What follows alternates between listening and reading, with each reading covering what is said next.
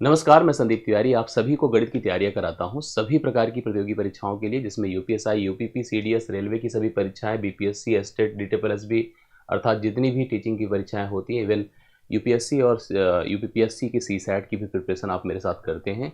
और इन तैयारियों के लिए मैं गणित की किताब भी आपको प्रोवाइड किया हूँ और मैं इस समय आपको गणित की किताब से सीधा कनेक्ट करते हुए तैयारियाँ करा रहा हूँ। और सीधा सा अप्रोच है कि हम आपको अवेयर कराएं उन परीक्षाओं को जो आप फेस करते हैं, जिसके लिए आप तैयारी कर रहे हैं। उसको आप मेरी किताब से भी कनेक्ट कर सकते हैं, उसके प्रीवियस ईयर एग्जाम के क्वेश्चंस के आधार पर और साथ साथ उसमें दिए गए पैटर्न्स के आधार पर। आप रेगुलर भी यहाँ पर हमसे जुड़े हैं और जुड़े रहिए, जिससे कि हम लोग इस तरह की कनेक्टिविटी बना के रखें और आपकी तैयारियों में मेरा भी जो कुछ योगदान हो सकता है मैं आपको दे सकूं और आपकी तैयारियां अच्छी करा सकूं। यही मेरा पूरा ऑब्जेक्टिव है और सभी लोग जुड़ करके इस तरह की व्यवस्था को अच्छे से करते हैं। रेगुलर भी यहाँ पर जुड़े रहने के लिए डिस्क्रिप्शन में टेलीग्राम ग्रुप है, उसको आप जरूर ज्वाइन किए रहिए और साथ साथ वीडियो अच्छा लगे तो उसे लाइक और शेयर भी करते रहें और अपने फीडबैक और सुझाव भी जरूर दिया करें। आइए मैं शुरुआत करता हूँ पहले सवाल से। पहला सवाल देखिए और गणित की किताब का ये लुक है, जो आप लोग गणित की किताब अमेजन और फ्लिपकार्ट दोनों पर अचीव मिल सकती है आपको ये बुक। बाकी मैं सवालों पर चलता हूँ सीधा सीधा लेकर। यूपीएसआई 2017 का सवाल है, आप देख पा रहे हैं, सॉरी 21 का सवाल है। एक नंबर दिया है 127। ध्यान से देखिएगा, अपनी बुक का ही किताब है, बुक से ही यहाँ पर मैं डायरेक्ट उसकी स्क्रीनशॉट लेकर के आपको सवाल करा रहा हूँ। 127 है, 141 है, 147 है, 162 है और 177 है। इसको कह रहा है कि अगर हम 27 से भाग करते हैं तो शेषफल कितना आएगा। मतलब हम इसको डिवाइड कर रहे हैं किससे, 27 से, 27 से।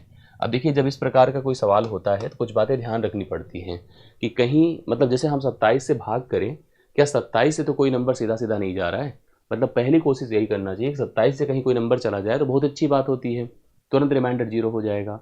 लेकिन अगर 27 से नहीं जा रहा है तो कुछ और भी प्रोसेस हमें देखना चाहिए। जैसे क्या, मैं देख रहा था कि यहाँ पर कुछ नंबर, जैसे नीचे 27 है, 27 के पहाड़े में डायरेक्ट तो मुझे नहीं समझ में आ रहा, क्योंकि 27 का पहाड़ा भी सीधी सीधी बात है नहीं आता है, और आता भी है तो चलिए 27 चौके 108 होता है। इस प्रकार से थोड़ा थोड़ा सोच सकते हैं, लेकिन वो कनेक्ट नहीं कर रहा है। 9 से देख रहा हूँ कि 6 2 8 1 9 होता है।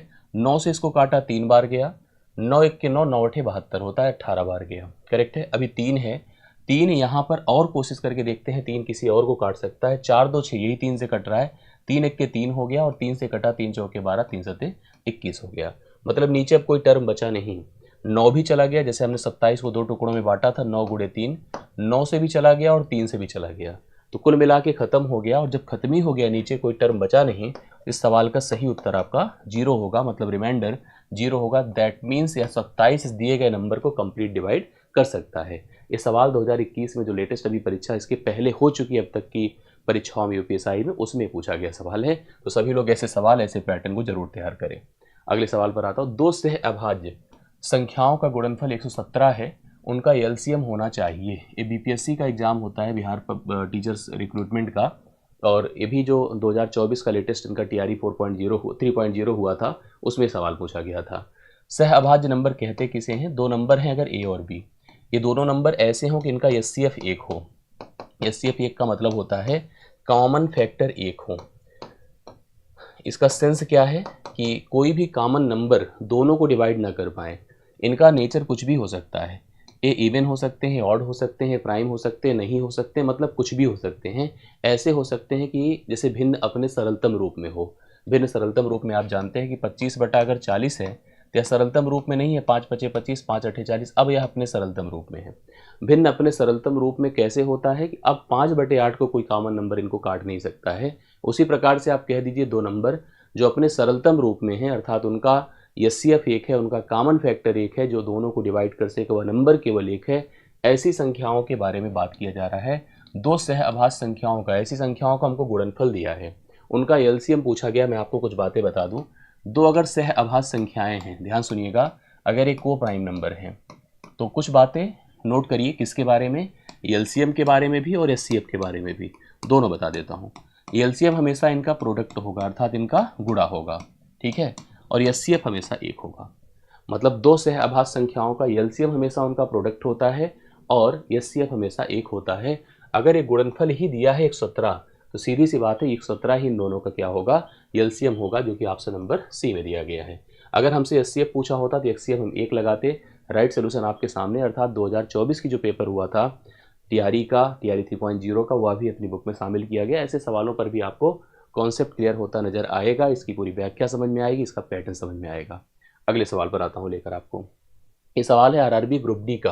ग्रुप डी का भी एग्जाम भी आप सबको पता है कि इसका नोटिफिकेशन इस समय चल रहा है, फॉर्म भी आप अप्लाई कर रहे हैं और यह सवाल अपनी किताब में देखने को मिला। देखिए कैसे सवाल क्या है। 1500 व्यक्ति शनिवार को प्रदर्शनी देखने गए, कोई शो हो रहा था उसको देखने गए, 1500 आदमी गए हैं, जबकि 1680 लोग रविवार को प्रदर्शनी देखने गए। सैटरडे को, शनिवार की बात मैं कर रहा हूँ, शनिवार को गए हैं 1500 लोग, करेक्ट है। और संडे को आप देख रहे हैं कि 1680 लोग वहाँ पर शो देखने के लिए गए हैं। प्रदर्शनी में जाने वाले लोगों की संख्या में हुई प्रतिशत वृद्धि बताएं। सिंपल सवाल है लेकिन पूछा जाता है, तो ये सवाल भी पैटर्न में है, आप देख लीजिए। देखिए इस तरह से अगर इंक्रीज हमें पता करना है तो पहला काम तो 0 से ख़त्म कर दीजिए।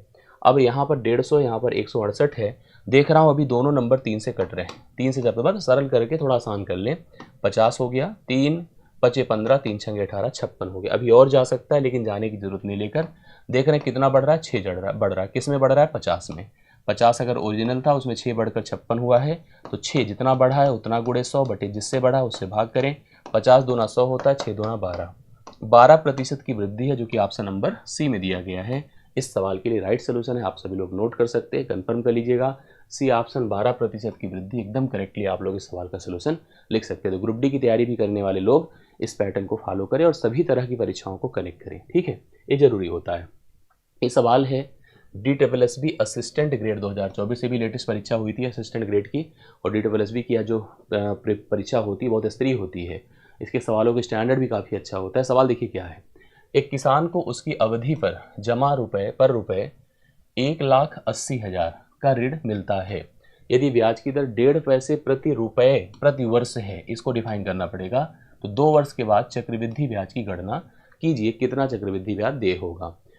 प्रिंसिपल देखिए यहाँ पर 1,80,000 है, ध्यान सुनते चलिएगा। कंडीशन क्या है, उसने एक ऋण लिया, तो किसान को उसकी अवधि जमा पर 1,80,000 का ऋण मिलता है। यदि ब्याज की दर 1.5 पैसे प्रति वर्ष प्रति रुपया प्रति वर्ष है, तो 2 साल के बाद चक्रवृद्धि ब्याज की गणना आपको करनी है। थोड़ा दर को डिफाइन करिए, लिखा है 1.5 पैसे, ठीक है, पर रुपये, 1 रुपये पर 1 वर्ष में, ठीक है। इसका सेंस क्या बना देखिए, इसका मतलब ये हो जाएगा कि 1 रुपये सबको पता है कि 100 पैसे होते हैं, तो 1.5 पैसे अगर मिलेगा तो 1.5% हो गया। 1.5% मतलब एक प्रकार से 100 पैसे पर 1.5 रुपये, 100 पैसे पर 1.5 रुपये आपको मिल रहा है कितने में, 1 वर्ष में। तो अगर देखा जाए तो दर भी आपकी कितनी हो जाएगी, 1.5% होगी, 1.5% होगी। अब इसी 1.5% को हमें ब्याज दर कंसीडर करना है, क्योंकि सीधी सी बात है जो परसेंट होता है, अब 1 रुपये बोला है प्रति रुपये, तो अगर प्रति रुपये की जगह प्रति पैसे सोचें तो प्रति 100 पैसे सोचें तो प्रति 100 पैसे आपको 1.5 पैसे मिल रहे हैं ब्याज के रूप में, 1 रुपये 1 साल में। तो 1 साल में हमें 1 रुपये पर 1.5 पैसा मिल रहा है, मतलब 100 पैसे पर 1.5 पैसा मिल रहा है, अर्थात 1.5% की ब्याज दर मिल रही है। 2 साल के बाद हमको बताना है कि इस पर हमको कितने रुपए का ब्याज प्राप्त हो जाएगा। अब 1.5 को थोड़ा डिफाइन कर लेते हैं। 1.5 को क्या करेंगे, 1.5 है, डेसिमल देखिए परसेंट है, डेसिमल हटाइए 1 जीरो बढ़ा, परसेंट हटाइए 2 जीरो और बढ़ेगा, 5 या 15 होता है, 5 200 हो जाएगा। ऐसे सवाल हम देखिए करना क्या चाहिए, यहाँ प्रिंसिपल लिखिए, यहाँ पर अमाउंट, और यहाँ पर लिखिए 200 जो हमारा था, अब 3 जुड़कर कितना 203 होगा। फिर आप एक बार 200 लिखिए, 2 साल की बात है, यहाँ भी 203 करिए। अब आप देख लीजिए, मैं आपको समझाता हूँ सिस्टम देखिए क्या है, ठीक है। इसका मान अगर करेंगे 2 दूना 4 हो जाएगा, 4 के बाद कितने जीरो आएंगे, 4 के बाद 4 जीरो आ जाएंगे, 4 के बाद 4 जीरो आ जाएगा, 40,000 हो जाएगा। 203 का वर्ग कर लीजिए, ठीक है। चलिए मैं आपको समझाता हूँ, 203 का आपको वर्ग करना है।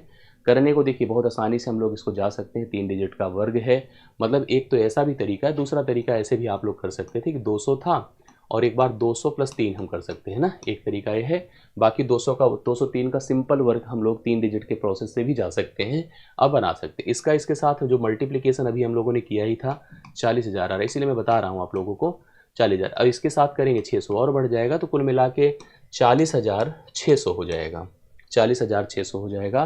तो अगर ब्याज की बात करो तो ब्याज हमारा 600 रुपये बढ़ रहा है, ठीक है, 600 रुपये ही ब्याज बढ़ रहा है आपका। अब आप समझ गए होंगे यहाँ पर स्थिति क्या है। अब हम लोग एक चीज़ देखिए, यहाँ पर थोड़ा सा मैंने इसको 200 लिया है जबकि 203 था ना, इसको थोड़ा सा आपको समझना, थोड़ा ज़्यादा बढ़ेगा, 600 रुपये ही नहीं बढ़ेगा ना। देखो क्या बढ़ रहा है, ये 203 है, ठीक है, 203 है। 203 का अगर हम 200 से गुणा करेंगे तो ये हो जाएगा 2 दूना 4, 400, ये आपका 203 का 2 से गुणा करिए, 406 हो गया।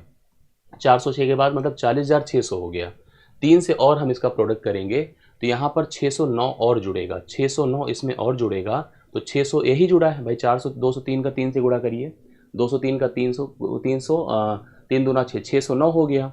609 और 600 मिलकर 1209 रुपये बढ़ेगा। जो ब्याज हमारा बढ़ रहा है, दरअसल ये आपका जो पैसा हो जाएगा, ये आपका जोड़ कर देखिए, 40,000 मतलब 41,000 आपका 9 रुपये हो जाएगा। यहाँ पर 42,009 रुपये हो जाएगा आपका। 42,000 अगर 900 रुपये होगा तो 1209 रुपये आपको ब्याज के तौर पर बढ़ेगा। ठीक है, 1209 रुपये, 1209 रुपये ये आपका ब्याज हो गया। अब मूलधन देखिए हमारा क्या है, 40,000 है। 40,000 का मान हम लोग किसके साथ कंपेयर कर देंगे, 1,80,000 के साथ, 1,80,000 के साथ। 4 जीरो खत्म, 4 जीरो खत्म, 2 दूना 4 होता है, 2 नवा 18 होता है। 1209 का मान हमको निकालना है। 9 से गुणा, 2 से भाग, 9 9 81, 0 8 1 हो गया, 9 दूना 18, 9 दूना 18, कैरी 1 होता है, 2 9 1 9, 9 1 10 होता है। 2 से भाग कर दीजिए क्योंकि 2 से हमें डिवाइड करना ही पड़ेगा। 2 पंचे 10 होता है, 2 चौके 8, 2 चौके 8, 0 हुआ, 2 पंचे 10, 5,440.5 है। ये देखिए आपको ऑप्शन नंबर बी में दिख रहा है। इससे जाकर के हम चक्रवृद्धि ब्याज निकाल सकते हैं, जो DSSB असिस्टेंट ग्रेड में दिया हुआ था 2024 की परीक्षा में। तो चक्रवृद्धि ब्याज निकालने का उपयोग हम लोग ऐसे अप्लाई कर सकते हैं, रूल से भी जाकर इसका उपयोग हम लोग कर सकते हैं। करेक्ट है। चलिए अगले सवाल पर आइए। ये CDS का पेपर सबसे स्तरीय होता है और सब देखिए, लेटेस्ट जो CDS हुआ था 2024 उसके सवाल को रखा गया है। सवाल क्या है, M/N बराबर 1:2 है और दूसरा P/Q है बराबर 3:4 है। अब सवाल अगर CDS में इतना आसान आ जाए तो मतलब बहुत अच्छी बात है, लेकिन फिर भी आपको पढ़ना तो पढ़ना चाहिए। सवाल में क्या पूछा है, 2m plus 4p divide by, ratio रेखा तो डिवाइड ही बाई मानिए, n+3q है, n+3q है। अब हमको क्या करना है कि हमें इसकी वैल्यू फाइंड करने के लिए हमें इनको आपस में एक साथ रिलेट करना है। सभी को mn का रेशियो दिया है और pq का दिया है। mn और pq दो मतलब अलग अलग टर्म्स हैं, और सबसे इंपॉर्टेंट बात कि दोनों का आपस में कोई लेना देना नहीं है। m और n का रिलेशन आपके पास है, p और q का रिलेशन आपके पास है, कहीं से कोई कनेक्टिविटी प्रत्येक के बीच की नहीं बनी हुई है। तो आइए, जो मान हमें m की जगह पर दिया है, जो मान हमें n की जगह पर दिया है, सिंपली हम उसको सब्स्टिट्यूट करते हैं ऐसे केस में, ऐसे सवालों में। ठीक है, क्योंकि m का इधर भी कोई मतलब नहीं, n का भी कोई मतलब नहीं है। तो अगर हम लोग रखते हैं सिंपल वैल्यू, तो 2m की जगह पर अगर हम लोग 1 पुट करते हैं, करेक्ट है, 1 पुट करते हैं तो 2 हो जाएगा केवल, और p की जगह पर हम लोग कितना पुट करते हैं, 3। तो यहाँ पर 4 3 जा कितना हो जाएगा, 12 हो जाएगा।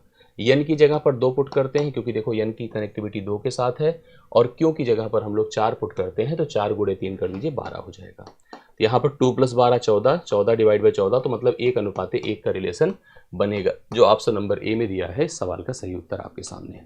आशा करता हूँ समझ में आया होगा, सब लोग अच्छे से देख लीजिएगा। ये आपका सवाल हो गया इस सेशन का, यही 5 सवाल। बाकी कनेक्टेड रहने के लिए डिस्क्रिप्शन में और यहाँ पर QR में भी दिया है, टेलीग्राम ग्रुप ज्वाइन किए रहिए। अपने फीडबैक सुझाव जरूर दिया करिए, जिससे कि हम आगे भी आपके लिए कुछ प्लान इसी तरह का बना सकें और कनेक्ट कर सकें। चलिए, मेरी तरफ से इतना ही आज के लिए। बहुत बहुत धन्यवाद।